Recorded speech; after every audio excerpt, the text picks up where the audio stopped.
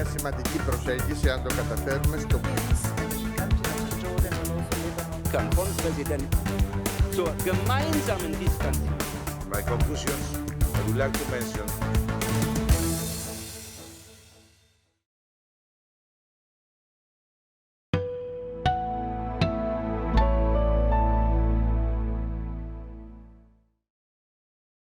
And now this crisis is impacting all of us.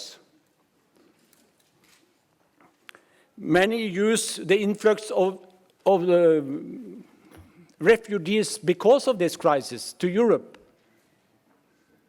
as a pretext or to hype up the threats coming from terrorism, to hype up anti-Muslim sentiments. And together with the economic crisis and the growing divide between rich and poor, which is also taking place on this continent, what are we seeing? A dangerous development. Radical and brave decisions need to be made on an international scale in order to allow these regions to find peace and to develop, so that their people, who make up a large part of the global community, can live in their homelands in conditions of security and prosperity. You should have no doubt, nobody wishes to leave their home, to uproot their children, and enter an unprecedented and clearly precarious condition, seeking the hospitality of unfamiliar and faraway lands. Perhaps this is an evident standpoint. Unfortunately, it has yet to move and motivate the so-called international community, which includes, of course, Europe. Our collective conscience has yet to realize that we have our share of responsibility. So what is required, what is at stake, what is needed for dignified living conditions is clear. We need peace, growth, and security. Realizing that we bear part of the responsibility for the creation and the exacerbation of the causes that led to the refugee and migrant flows is a necessary prerequisite in order to come to an understanding. Only in this way will we boldly implement the strategy wherein all European countries assume their share of responsibility to welcome, to host, and to eventually integrate a big part of these flows. Τη φιλοξενία και την προοπτική ενσωμάτωσης μεγάλου μέρους αυτών των ροών. Distinguished President Agramunt, dear colleagues, ladies and gentlemen, suddenly and unexpectedly, the massive migration to Europe has become the #1 interior policy issue and the #1 topic in parliamentary debates. Today, migration overshadows other issues of great significance. But the present massive migration to Europe has done something more than just this. More than anything else before it, it has exposed the crisis of the European community and its institutions. Mass illegal migration did not itself cause the present situation, yet if we cannot contain migration, it may single-handedly bring down our European world in its present form, the form we know and the form that is attractive to others as well. Today, the biggest challenge is not the absence of an agreement concerning the means and methods of a solution. The biggest challenge is that we have not even managed to agree on a common definition of the problem. When we do come to an agreement at certain times on the steps we should take, such agreements are not implemented in practice. And if amongst us there were to be this idea that we should go and ask our peoples whether or not we should receive refugees, can you imagine how divisive that would be? Can you imagine how that would be taken advantage of to play certain groups off against others? I can tell you, dear friends, that when we talk here about migration, we're really talking about the nub of Europe, the heart of Europe. If there were to be a division on an issue like this, which is at the heart of Europe, I mean, that would be a threat for the survival of Europe as we know it. Some are suggesting that it's a question of not wanting to pay out a few shekels in structural funds. No, that is subsidiary compared to the essence of the European project. I worry about the rise of populism, about quick fixes, as a response to fear and apprehension? Might populism be a symptom of institutions not being able to keep up with change? If so, I want to be counterbalanced by encouraging responsible democratic citizenship. I'm therefore convinced that one aspect of the migration crisis where we, as presidents of Parliament, can contribute is integration. We must act to ensure that our new citizens feel empowered and trusted to participate. They must gain the self-confidence to take part in debates, to contribute in their communities, to vote in elections. We can do this by acknowledging them as equals, as fellow citizens, and by promoting good role models. Quindi la colpa della crisi, colleghi, non è... So the cause of the crisis, ladies and gentlemen, is not the refugees itself. It is the failure to act together, to not act collectively, but to act in a fragmented individual fashion. We've even failed to really foresee the consequences before they took place. In other words, we seem to be acting immediately after the fact. And, of course, it was quite clear early on that people would try to seek support, seek help, and seek refuge in other countries. It was from years ago, it was obvious. Unfortunately, the experts haven't been listened to. Civil society, international organizations, and what they've called for has not been taken into consideration. And that includes the various pronouncements that have been made by the Council of Europe as well. Nobody has paid attention to those. There hasn't been some sort of transposing of specific norms and specific standards concerning refugees to internal legislation and policies and law. normative e nelle politiche interne.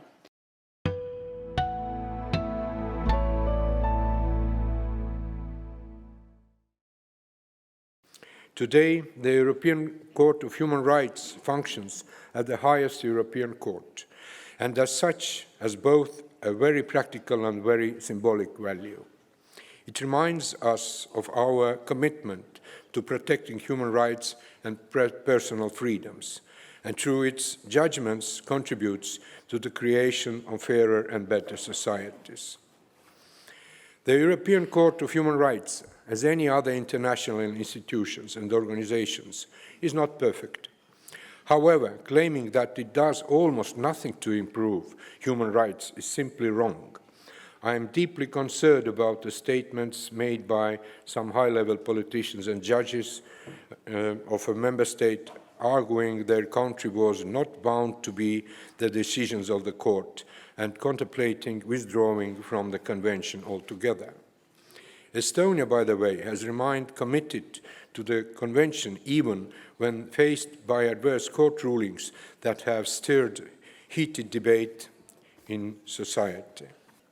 In order to illustrate the importance of cooperation between national parliaments and the Parliamentary Assembly of the Council of Europe, let me cite just one of many possibilities. When member states acknowledge that certain aspects of the rule of law or human rights protection need to be improved and are faced with different challenges in the implementation of given high standards, they rely on solutions and principles provided by the Council of Europe as well as the practice of other states. Subsequently, through legislation, high standards and principles of the Council of Europe are integrated into national legal systems, and through the implementation of positive law, good solutions are found and applied. High-quality legal solutions and proper implementation bring results which are offered to the international community and the Council of Europe. They are used as good examples, and thus they gradually become part of a richer base of international standards. This is why we need Council of Europe as a guardian of fundamental principles and good practice. Potreban Savet Evrope kao čuvar baština osnovnih principa I dobre prakse. Üzülerek ifade ediyorum ki With sadness, I would like to say the following, that a number of our friendly countries have expressed issues to the nature that the Fethullah terrorist organization and the particular measures that we have adopted against the Fethullah Gulen terrorist organization have been excessive, and there have been various different insinuations made as well. There have been calls for equanimity, for moderation in dealing with this particular terrorist organization, but I think it has to be understood that what is needed is unconditional condemnation of this particular organization and of what they perpetrated. And that, indeed, would have been much more in the spirit of the founding principles of the Council of Europe. Russia is in favor of a Europe without dividing lines from Lisbon to Vladivostok. We are in favor of a single, indivisible security for all and not just some.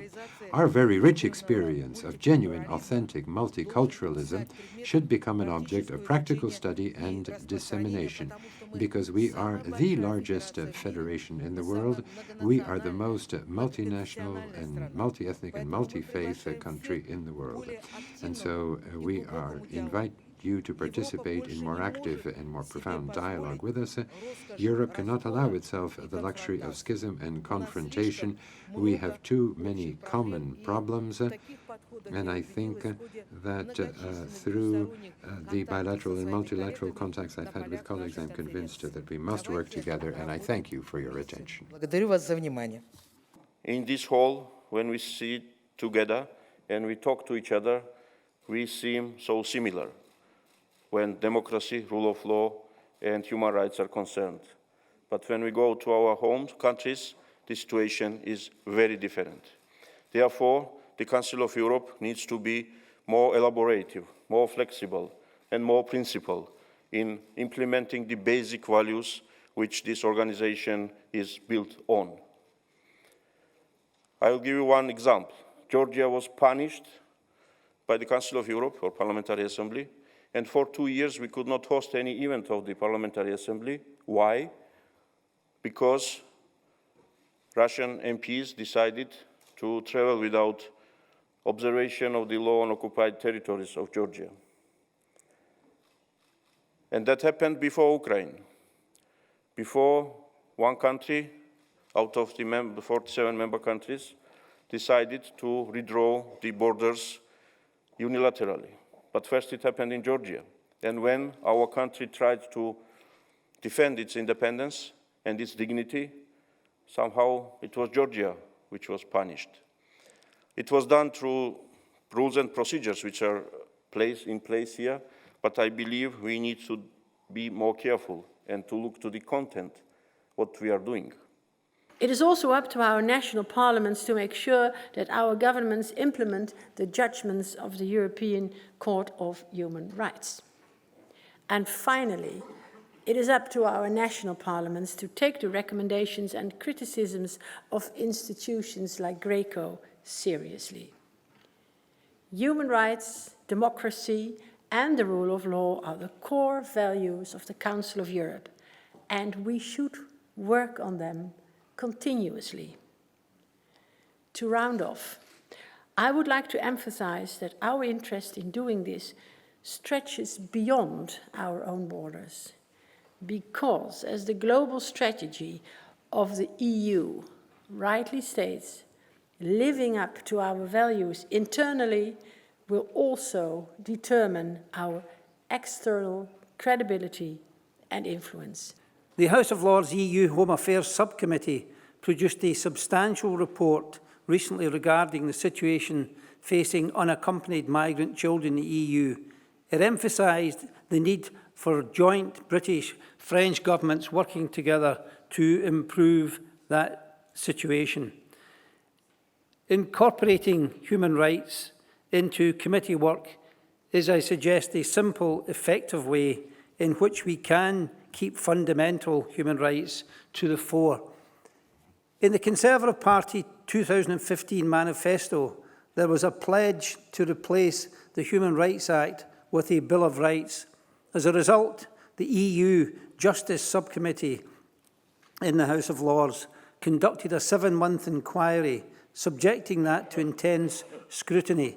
And in May, its report was very clear in demanding that the government reconsider their proposals.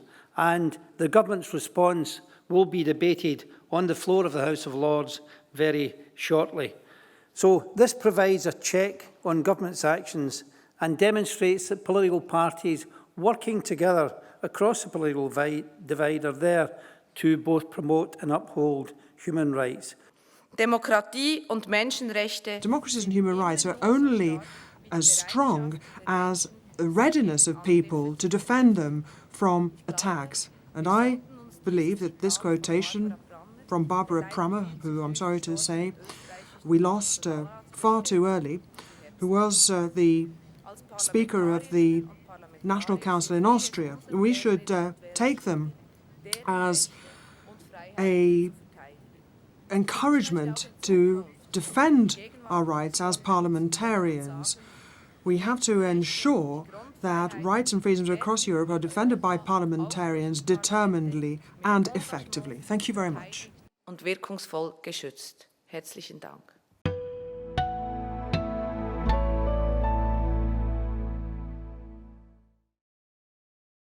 Liebe Kolleginnen und Kollegen, den politischen Wettstreit. We have very passionate political debates, but we have to protect that debate from violence as well as from transgressions and indeed violations of the law. But that is not only our job as democratically elected representatives, it is the task of the executive, the legislature and the judiciary. Now, we pass laws and we have to make sure that the law is enforced, and wherever there are loopholes, we as lawmakers make sure we have to close them down. That is our job. We also have to try and fight hate speech, but that, ladies and gentlemen, is the duty of all democratic societies, those who subscribe to the notion of a democratic society. And it may well be that violence sometimes is only hinted at, is only alluded to in abstract sense. Even if is that the case, we have to make preserving our democratic culture a categorical imperative. Thank you very much indeed. Dagegen halten. Das ist unsere wichtigste und vornehmste Aufgabe. Vielen Dank für Ihre Geduld und Ihre Unterstützung bei diesem Anliegen. I pushed for the establishment of an alliance of parliamentarians against hate speech. One of the aims of the alliance is to encourage national parliaments to set up no-hate committees, as this was done in Italy by our colleague Laura Boldrini. And I think it's an example we should follow in our other parliaments. I think this is more necessary than ever, and as parliamentarians we should, despite all our political differences, take up our responsibility and draw together a red line and put the heart of our logo in place of that and say no to hate. We shouldn't be afraid to repeat that we are right and they are wrong.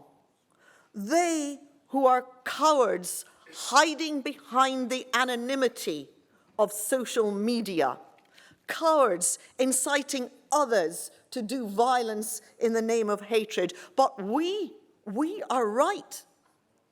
And the good thing is that there are more of us than there are of them. Many, many more of us.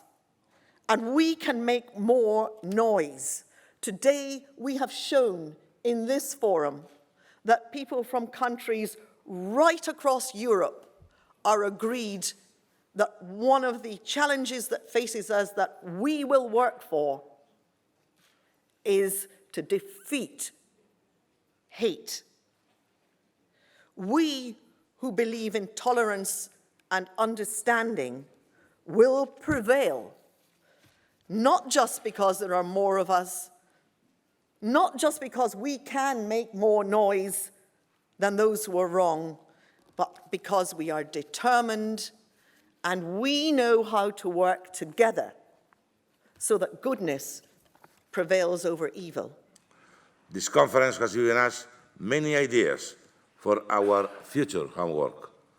The main difficulty lies with the fact that the matters we discuss in these 2 days need to be addressed simultaneously and without any further delay. You can count on the Parliamentary Assembly of the Council of Europe to stand by your side in this effort. Thank you, colleagues. Thank you very much.